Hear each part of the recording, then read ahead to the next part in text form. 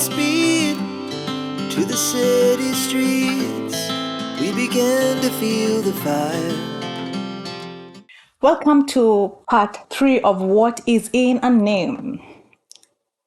So I just told you like how some things would not happen in people's lives, like the example I've given of Abraham. His name had to be changed to Abraham for what God had purposed for him to be fulfilled. It's not that it was being purposed at that time, because my Bible tells me that my works were created even before me. They preceded me. So I feel like there's a limitation that a name can give you.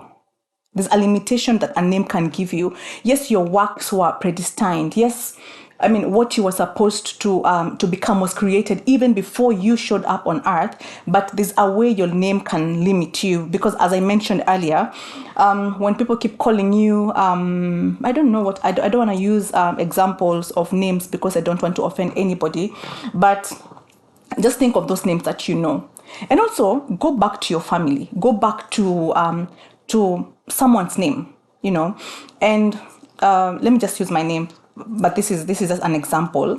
For instance, if some people go back to their families, they'll find out, everybody called Gadoni is a drunkard. I'm not, so this is not an example of my name or the people that I'm named after.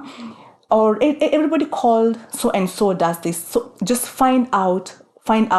So your works were created before you, but I feel like a name can limit you. And again, I'm guided by the Bible.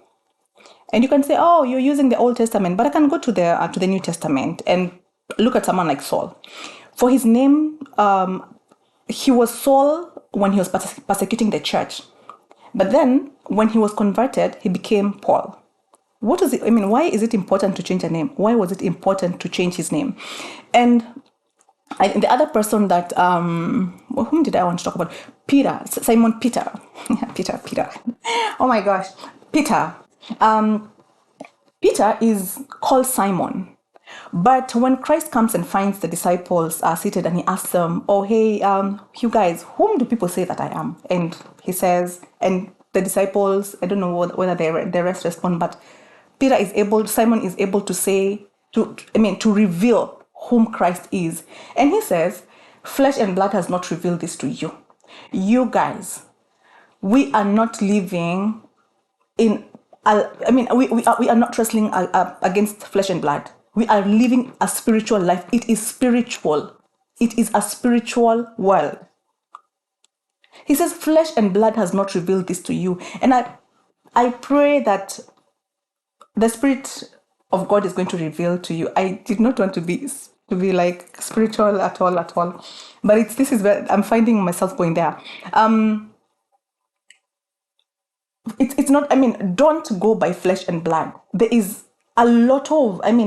There's a lot of or a lot of foundational things, spiritual, because we are spiritual beings. But we'll have to forget that. We'll have to forget that we've been told we are not wrestling against flesh and blood, but against rulers, powers, principalities, things in heaven. And we are not wrestling against flesh and blood. We are wrestling against so many other things.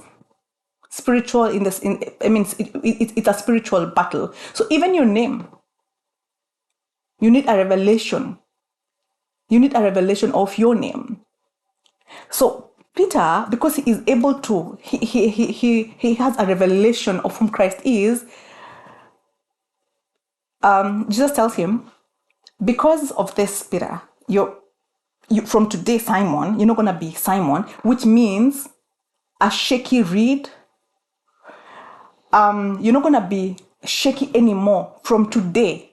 It's like I'm restoring your name back. I'm giving you your name because of this insight that you have.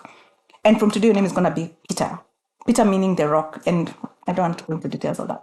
Yeah, Peter means the rock. So if Peter's name had not been changed, if Peter had not had the revelation that he had, probably he would have stuck as Simon or Simeon. He would have been Simon forever. So there's a revelation that your name brings. It is a blessing that your name carries.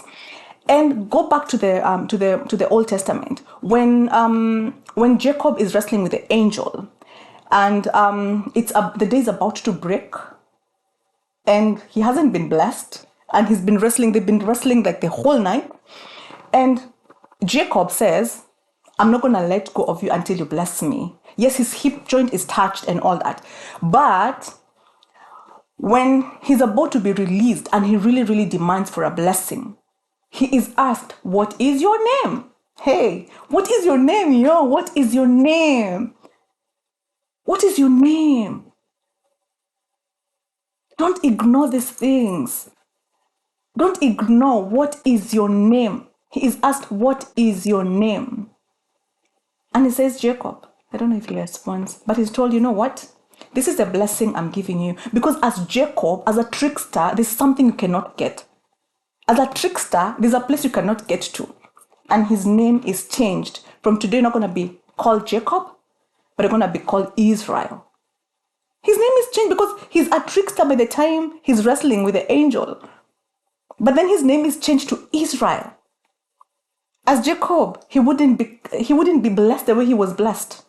So what is in a name, and what is your name? I don't know if I've been able to I don't want to say convince you, but I don't know if I've been able to emphasize enough that there is power in your name, and you need to understand what your name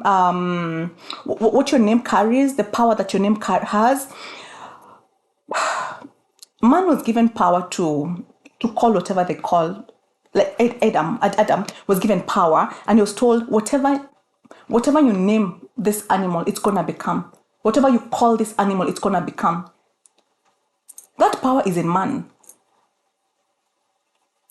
And the Bible talks about the third generation, to the third generations, blessings to the third generations, whatever to the third generation. So I want you again to just remember that your name has power, because you cannot go for it until you believe. You cannot act on it until you believe. I think that's why I'm trying to emphasize and overemphasize. So please join me in part 4 as I tell you what I did with my name.